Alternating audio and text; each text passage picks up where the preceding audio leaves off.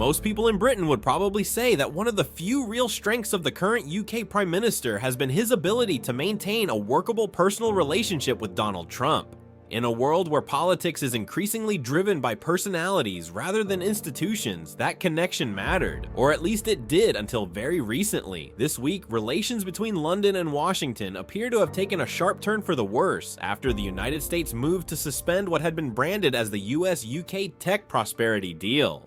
This was a package of long-term investment commitments from major American technology firms into the UK economy, announced with plenty of ceremony during Trump's state visit last September. According to reports, the suspension is linked to frustration in Washington over stalled negotiations on lowering trade barriers, negotiations that were supposed to be part of the broader US-UK trade framework unveiled earlier in the year. So what exactly was in that trade deal? Why does it now seem to be unraveling? And what does all of this actually mean for Britain? Welcome to Political Plot, where we cut through the noise to reveal the power plays shaping American politics. Today we're diving into how the much-hyped US-UK trade relationship is quietly unraveling, revealing how fragile personality-driven diplomacy really is. Behind the headlines, this story is less about economics and more about power, leverage, and what happens when political influence in Washington suddenly disappears.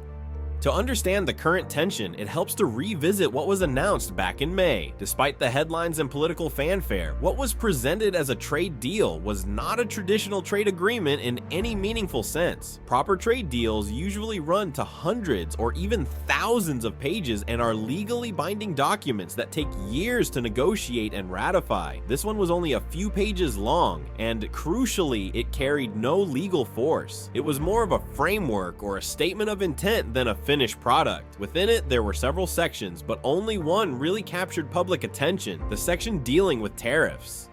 Before this agreement, the UK already faced relatively low tariff barriers when trading with the US. On what the Trump administration dubbed Liberation Day, Britain was hit with the minimum tariff rate that applied under the new American approach. This was largely because the US actually runs a trade surplus with the UK, at least according to American data. British statistics tell a slightly different story due to how certain offshore territories and financial services are counted, but the political reality in Washington was that the UK was not seen as a major trade offender. Even so, the administration imposed additional sector-specific tariffs, including heavy levies on car imports and on steel and aluminium. Those measures mattered for Britain. While steel and aluminium exports to the US are relatively modest, cars represent the UK's single largest export category to the American market, worth billions each year.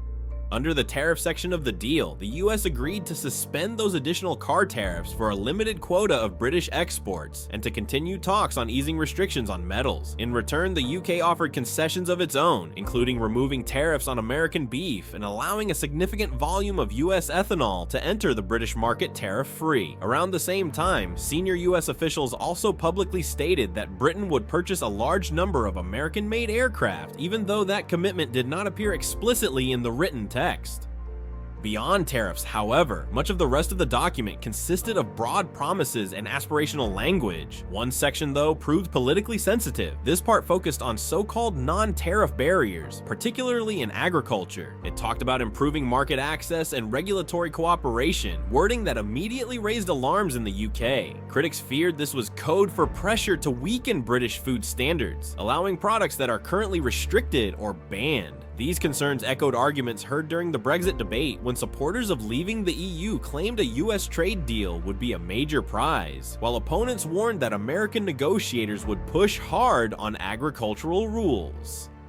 In the days following the announcement, the UK government was quick to reassure the public. Ministers insisted that existing food standards were not up for negotiation and that controversial products would not suddenly flood British supermarkets. Privately, there was also likely a hope that this issue would quietly fade into the background. The US has many priorities, and Britain is not always at the top of that list. The Trump administration, after all, is known for moving on quickly from issues that do not deliver immediate wins.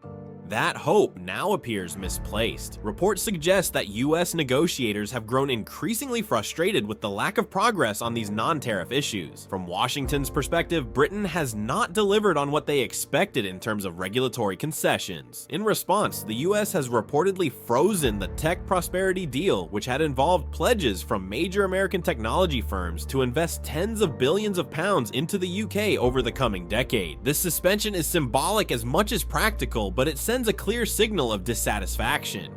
This is not the only area where momentum has stalled. Talks over preferential treatment for British steel and aluminium exports have also reportedly broken down, leaving the UK with little to show beyond the limited relief on car tariffs. In effect, much of what was sold as a breakthrough now looks fragile and incomplete.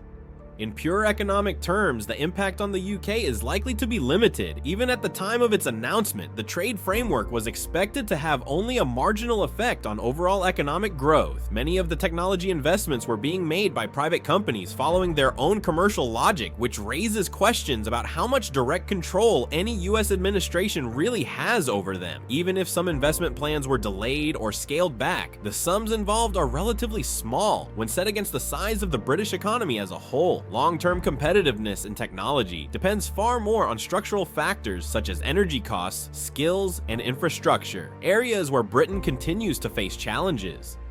Politically, though, the situation is far more damaging. One of the Prime Minister's key claims has been his ability to manage relations with a difficult and unpredictable American president, at a time when many figures in Trump's political circle are openly hostile to the current UK government. Maintaining access and influence in Washington was presented as a diplomatic success. Allies of the Prime Minister have argued that this relationship helped secure a relatively favorable trade framework and even played a role in keeping the US engaged in Ukraine.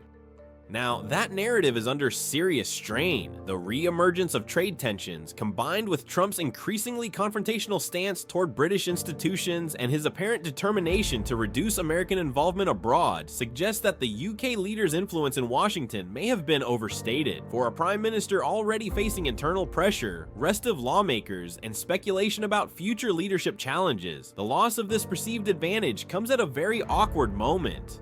In the end, this episode is a reminder of how fragile personality-driven diplomacy can be. When relationships sour, informal agreements and non-binding frameworks offer little protection. The economic consequences may be modest, but the political symbolism is hard to ignore. A strategy built on managing one individual's goodwill can unravel quickly, leaving behind little more than disappointed expectations and unanswered questions about what comes next.